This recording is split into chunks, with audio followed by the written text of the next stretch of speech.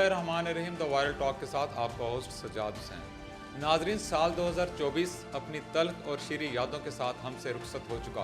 पाकिस्तान और दुनिया भर में ऐसे वाक़यात पेश आए जो इससे पहले कभी नहीं आए। आज हम बात करेंगे कि पाकिस्तान के अंदर जनवरी से लेकर दिसंबर तक क्या क्या वाक़यात पेश आए और दुनिया भर में अहवाल। जी, आज के मेहमान हैं मोहम्मद नवीद भट्ट साहब, जो नेशनल पॉलिटिक्स पे बड़ी गहरी नज़र रखते हैं। वो नेशनल अहवाल बताएंगे और मैं आपके साथ कुछ शेयर करूंगा इंटरनेशनल अहवाल। अस्सलाम वालेकुम भट्ट साहब। जी वालेकुम सलाम। जी सजाद साहब, आप भी काफ़ी गहरी नज़र रखते हैं सियासी अमूर के ऊपर। आप बताइएगा कि जनवरी के अंदर क्या हुआ, जो इंटरनेशनल फ्रंट्स पे जो डिफरेंट वाक़यात हुए हैं, उसमें पहला वाक़या आपने बताएं जी।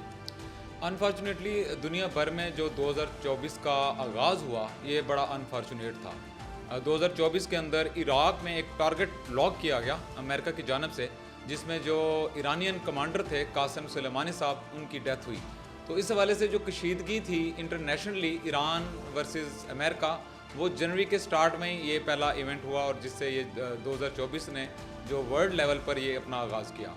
तो पाकिस्तान का हवाल भी थोड़ा सा बताएं आपके, पाकिस्तान के अंदर जनवरी में क्या हुआ? जी, पाकिस्तान में भी जो 2024 का आगाज़ है वो सियासत के ऊपर काफ़ी उसके ऊपर गहरी नज़र थी आवाम की भी, और क्योंकि नया साल था और नए इलेक्शंस की आमद थी। तो इस हवाले से सबसे बड़ी डेवलपमेंट जनवरी में ये हुई कि बल्ले का निशान तहरीक इंसाफ से वापस ले लिया गया और सुप्रीम कोर्ट ने इलेक्शन कमीशन के फ़ैसले को बरकरार रखा इंट्रा पार्टी इलेक्शंस के हवाले से, और जो पार्टी थी तहरीक इंसाफ वो बल्ले के निशान से महरूम हो गई।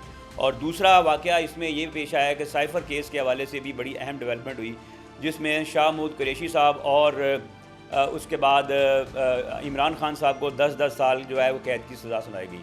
फिर तीसरी डेवलपमेंट जनवरी में ये हुई कि तोशा खाना के हवाले से भी 31 जनवरी को एक फ़ैसला आया, जिसके ऊपर इमरान खान और बुशरा बीबी को 7 साल कैद की सज़ा भुगतना पड़ी।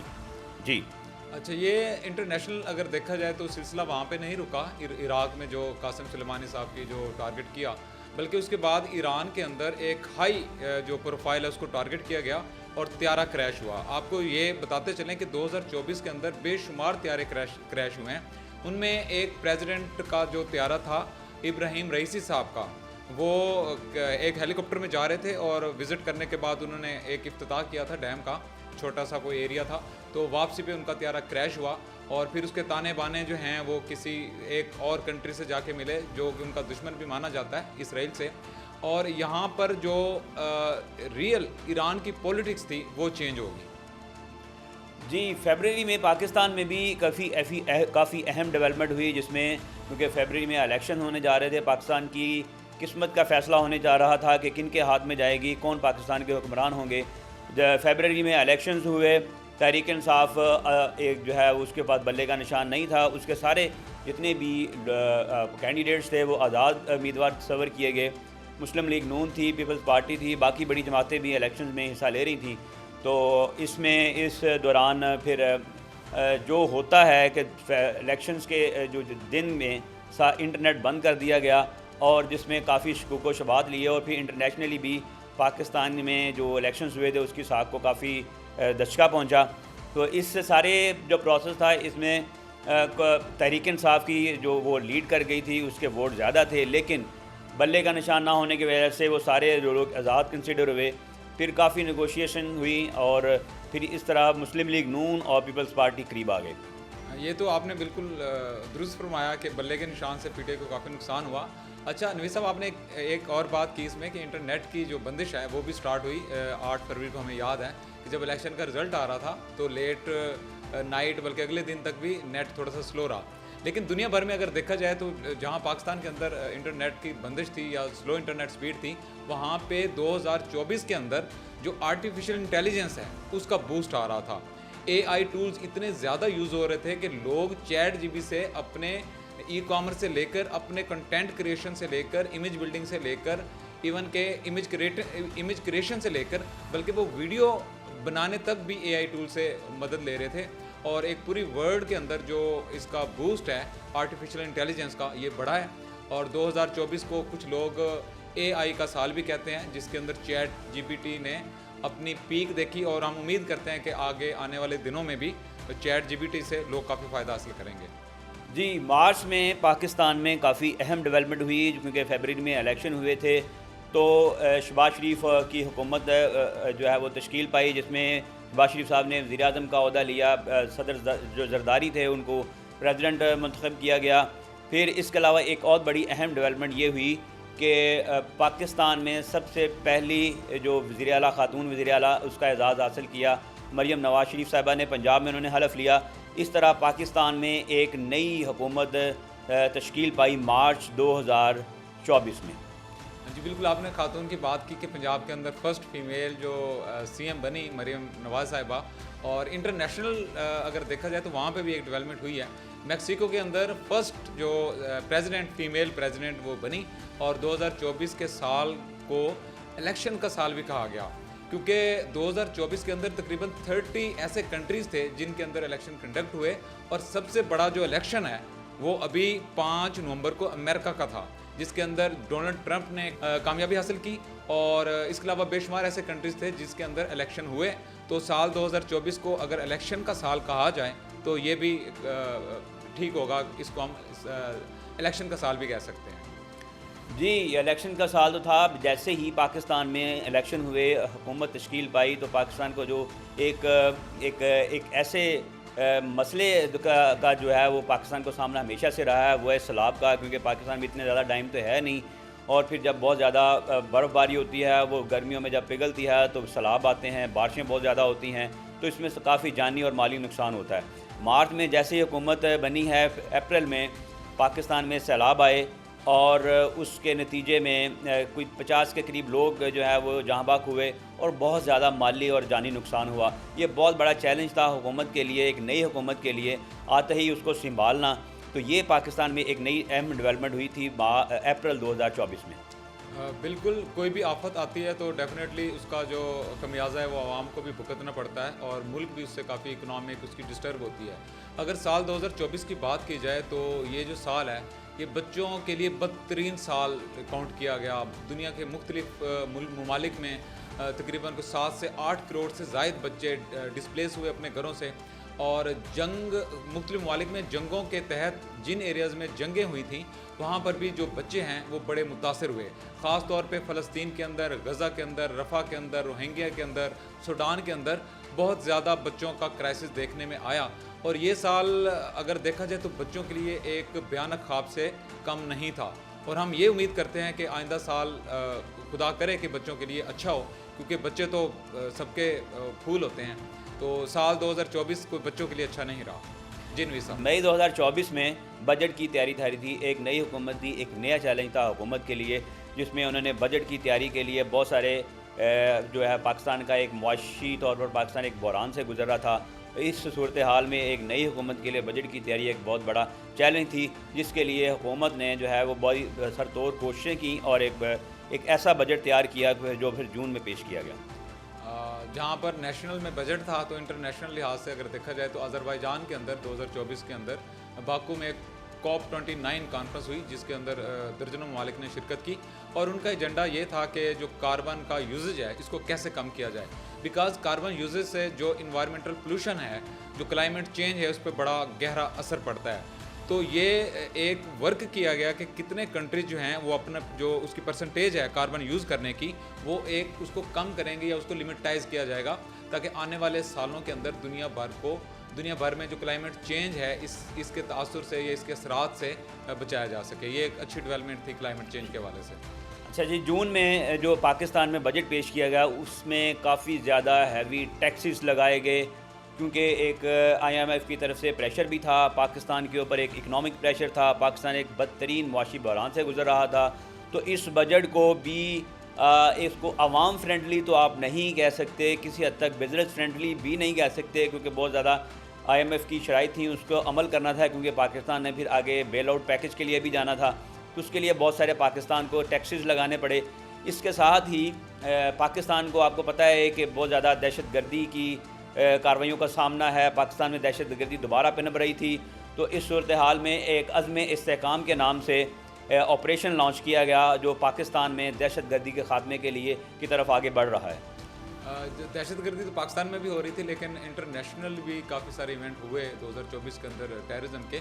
ایک جو سب سے بڑا ایونٹ ہوا جو کینیڈا میں پیش آیا، ایک سکھ رہنما تھے، ان کا قتل کیا گیا اور اس کے ایلیگیشنز یا اس کے جو الزامات ہیں وہ لگے انڈیا کی راہ پر. تو کینیڈا اور بھارت کے جو تعلقات تھے وہ کافی کشیدہ ہوئے اور مودی اور جسٹن ٹروڈو جو ہیں وہ آمنے سامنے بھی دکھائی دیے، جبکہ امریکہ نے بھی بڑے کھل کر پہلی دفعہ کینیڈا کا ساتھ دیا اور انہوں نے کہا کہ جتنی بھی انویسٹیگیشن ہو رہی ہیں ان جو سکھ رہنما ہیں ان کے قتل میں آپ ان کی ہیلپ کریں. اور یہ بات بالکل واضح ہو گئی کہ جو بھارتی ایجنسی ہے را، یہ مختلف ممالک میں ٹارگٹ کلنگ کے اندر ملوث رہی ہے.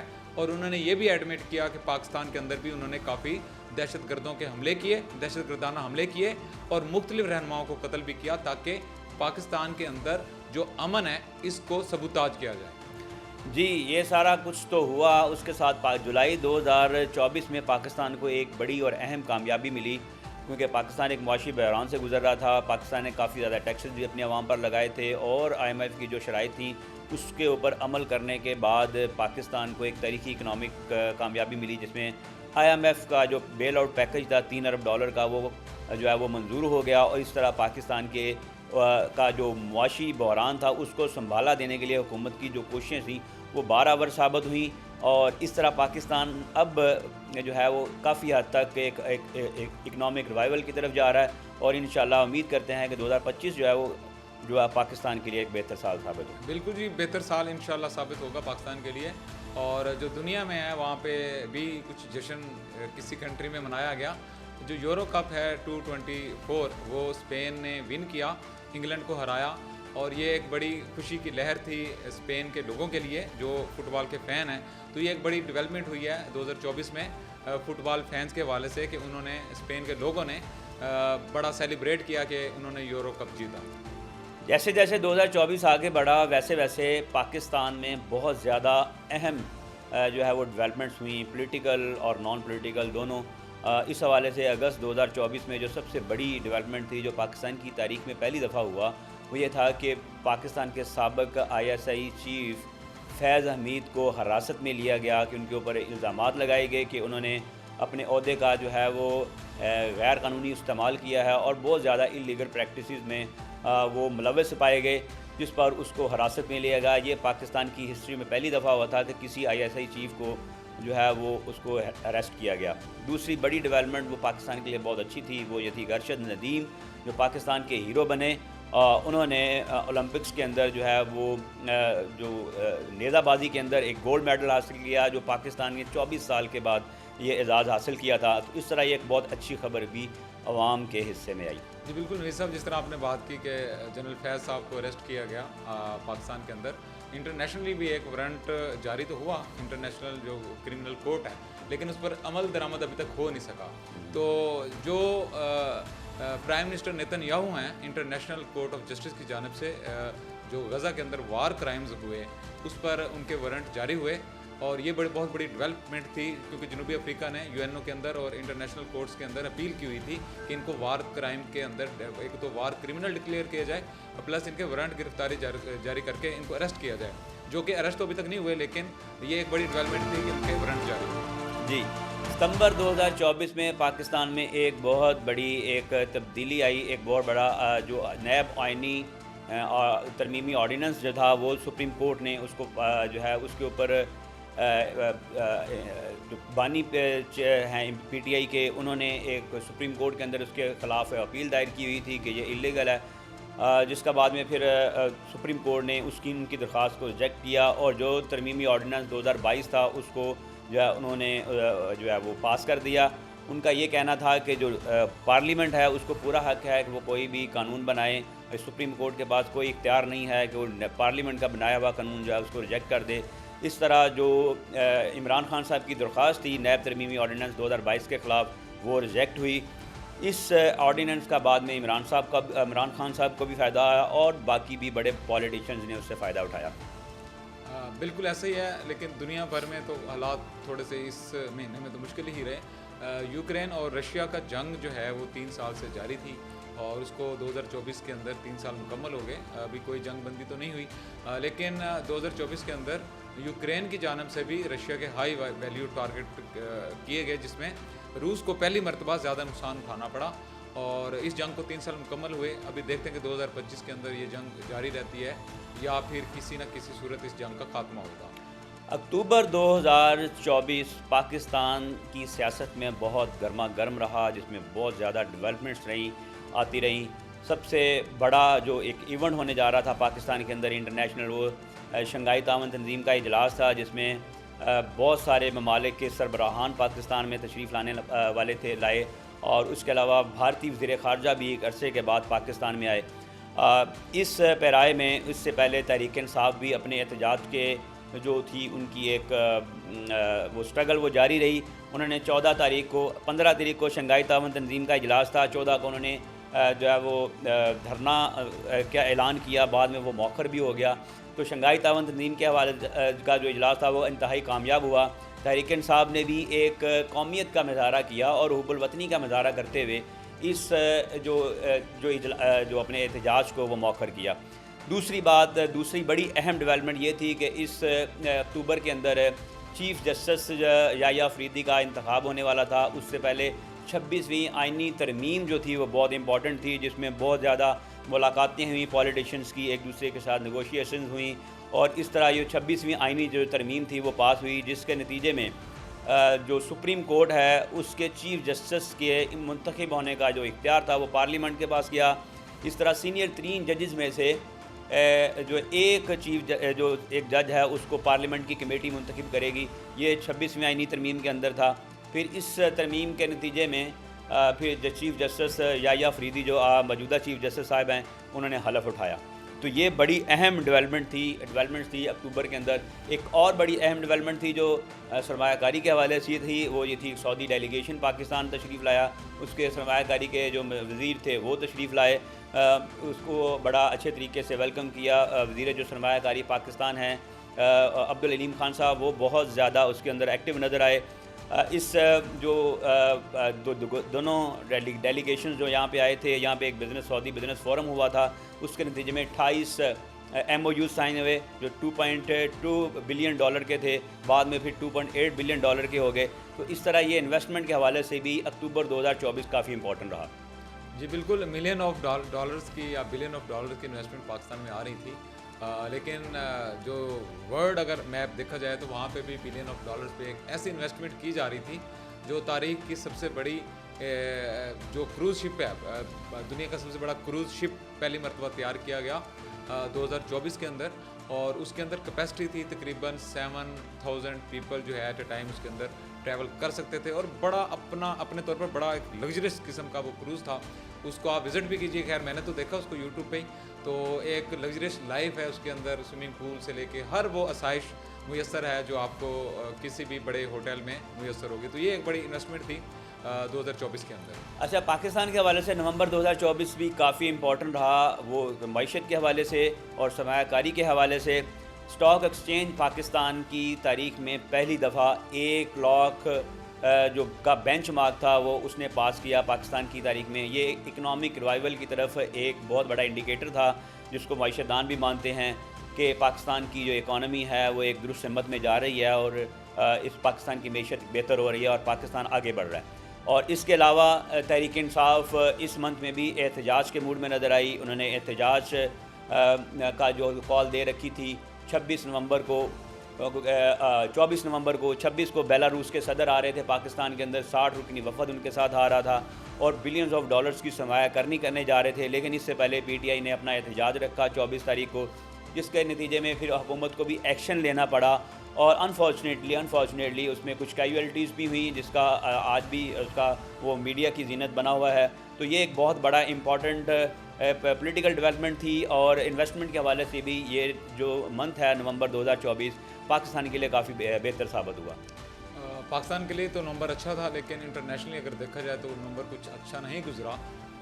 पहली मरतबा जो इंटेलिजेंस बेस्ड ऑपरेशन किए गए लुबनान के अंदर पेजर ब्लास्ट हुए, जिसके अंदर तकरीबन 700 से ज़्यादा जो हिजबुल्लाह के मुख्तलिफ रहनुमा थे उनको निशाना बनाया गया, और किसी की आंख ज़ाया हुई, किसी की टांग ज़ाया हुई। ये पहली मरतबा हुआ कि कोई भी آپ کا جو واکی ٹاکی ہے یا پھر جو آپ ڈیوائس یوز کر رہے تھے کمیونیکیشن کے لیے، یہ تھوڑا سا پرانا موڈ آف کمیونیکیشن تھا، ٹیکنیک آف کمیونیکیشن تھی، اس کے اندر بلاسٹ ہوئے اور یہ اس نے ایک پوری دنیا کو حیران کر کے رکھ دیا کہ اس طرح سے بھی آپ اپنے ٹارگٹ کو جو ہے وہ نشانہ لگا سکتے ہیں۔ ایک اور ڈیولپمنٹ بھی ہوئی بنگلہ دیش کے اندر کہ بنگلہ دیش میں جو 15 سالہ دور تھا حسینہ واجد صاحبہ کا، وہ اختتام پذیر ہوا ایک اسٹوڈنٹ موومنٹ کے تحت، اور ڈاکٹر محمد یونس صاحب نے بطور پرائم منسٹر بنگلہ دیش کا کنٹرول سنبھالا۔ جی، دسمبر 2024 پاکستان کے لیے پھر بہت زیادہ اہم ثابت ہوا، جس میں جو سابق ISI چیف فیض حمید کو، جس کو اگست کے اندر حراست میں لیا گیا تھا، ان کو چارج شیٹ کیا گیا اور ان کے اوپر جو الزامات تھے وہ درست ثابت ہوئے۔ اور اس کے علاوہ پھر ملٹری کورٹس تھیں، اس کے حوالے سے سپریم کورٹ کا ایک فیصلہ آیا اور انہوں نے کہا کہ سپریم کورٹ کے فیصلے کے نتیجے میں کہ ملٹری کورٹس جو ہے وہ سزائیں دے سکتی ہیں، جس پر پھر جو تحریک انصاف کے کارکنان تھے جنہوں نے مئی 2023 کے اندر توڑ پھوڑ کی تھی اور آرمی کی تنصیبات پر حملے کیے تھے، ان کو پھر وہ چارج شیٹ کیا گیا، ان کو سزائیں سنائی گئیں، 2 سال سے لے کے 10 سال تک ان کو سزائیں سنائی گئیں، اور 85 کے قریب جو تحریک انصاف کے جو ورکرز تھے، ممبرز تھے، جو وہاں پہ ملوث تھے اس طرح کے اٹیکس میں، ان کو سزائیں سنائی گئی۔ اس کے علاوہ ایک اور بہت بڑی امپورٹنٹ ڈیولپمنٹ ہوئی کہ تحریک انصاف نے باقاعدہ لابنگ کی امریکہ کے اندر عمران خان کی رہائی کے لیے اور پاکستان کی حکومت کے خلاف، جس کے نتیجے میں جو بائیڈن انتظامیہ تھی، انہوں نے پاکستان میں 4 کمپنیز کو بلیک لسٹ کیا جو بیلسٹک میزائل کی جو تعمیر کے اندر